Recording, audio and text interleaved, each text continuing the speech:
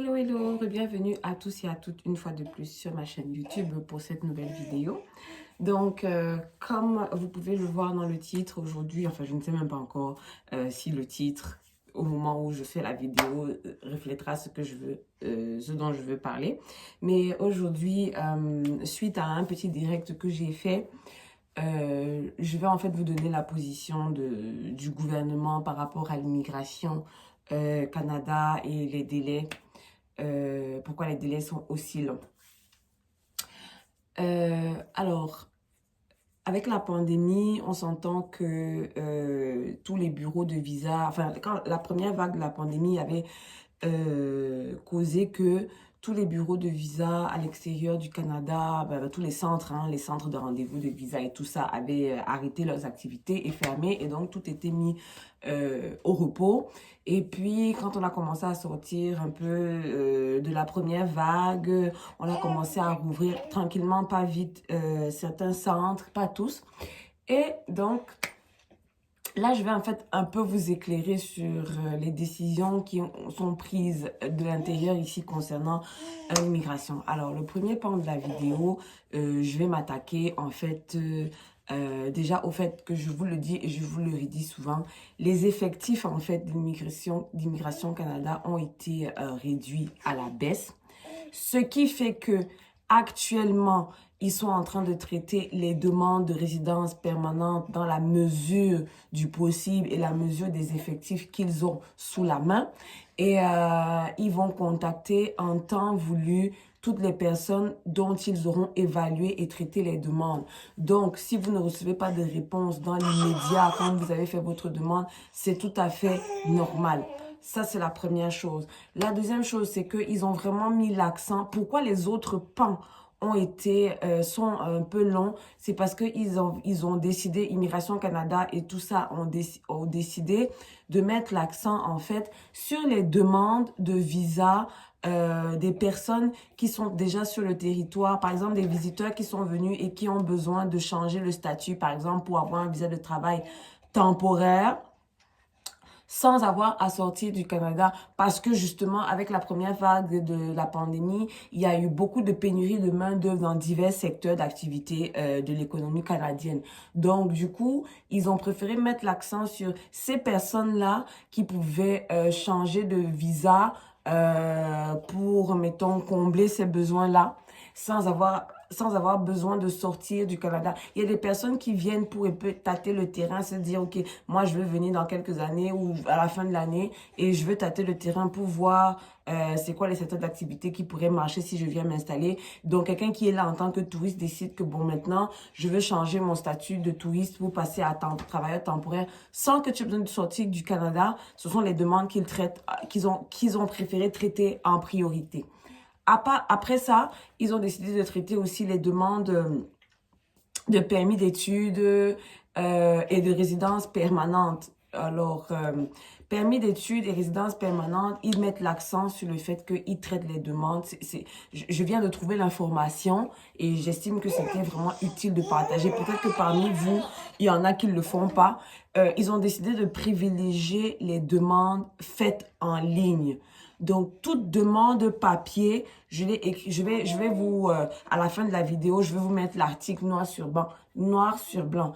Toutes les demandes papier, ils ont décidé de ne pas les traiter jusqu'à nouvel ordre. Donc, les demandes qu'ils traitent, si vous avez fait une demande de résidence permanente ou une demande de permis d'études en ligne, voilà les demandes qu'ils traitent pour le moment.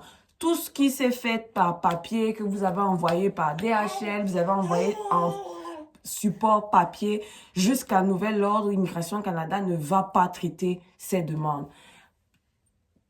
Troisième ou quatrième axe aussi que Immigration Canada a mis l'accent dessus, c'est que toutes les demandes de regroupement familial sont en pause. Donc, je vais vous mettre l'article, vous allez pouvoir lire vous-même à la fin.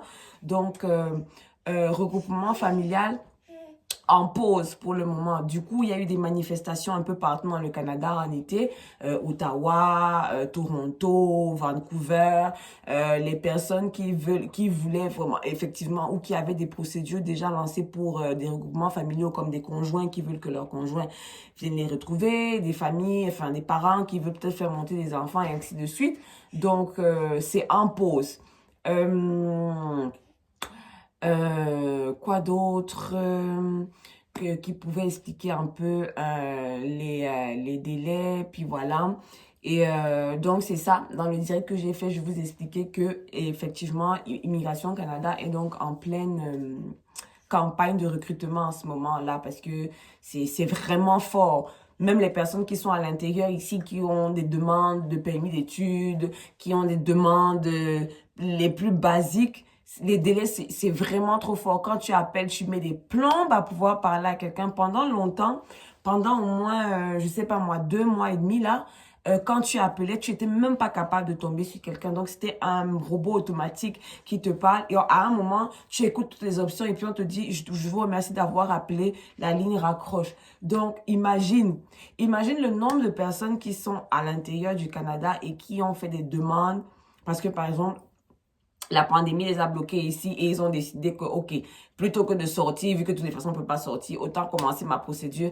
Et c'est eux qui font ça, c'est eux qui sont longs et c'est eux qui demandent en même temps. Parce qu'en même temps, quand tu es sur le territoire et que, par exemple, tu veux changer ton statut, il faut que tu t'arranges à rester dans un statut légal, valide. C'est-à-dire que, mettons que tu es venu en tant que visiteur et je donne un exemple, hein. Tu avais seulement un visa d'1 mois. Et puis, ton 1 mois, ton visa est déjà arrivé. C'est vraiment un exemple bête. Ton 1 mois de visa est déjà arrivé à expiration. Et puis, c'est là que tu veux changer le statut. Techniquement, tu n'as plus un statut licite au Canada, en fait, parce que tu n'as plus un visa qui te permettait même, en fait, de rester sur le territoire. Donc, en même temps, ils veulent que quand vous faites vos demandes, si vous êtes à l'intérieur du Canada, que vous vous arrangiez à avoir un statut licite. C'est-à-dire que tu ne dois pas être en position où tu n'as pas le droit d'être sur le territoire canadien parce que, par exemple, ton titre de voyage, ton titre de séjour est expiré, tu vois.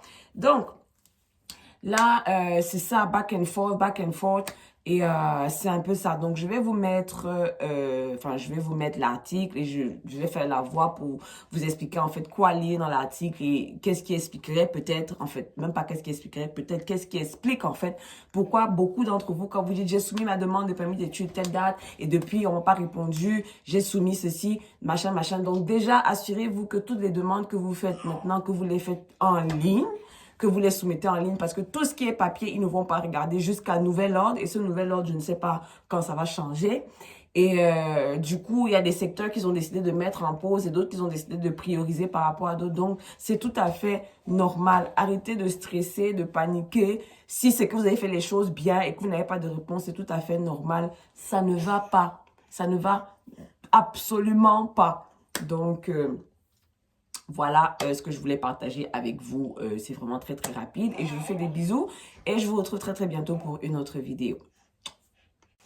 Donc, comme vous pouvez voir, je vais vous laisser en fait quelques morceaux choisis de l'article que j'ai trouvé moi-même qui va vous expliquer en fait. Donc, je vais pas trop le détailler. Je vais vous laisser lire les petits morceaux choisis de qu'est-ce que je disais dans la vidéo en fait.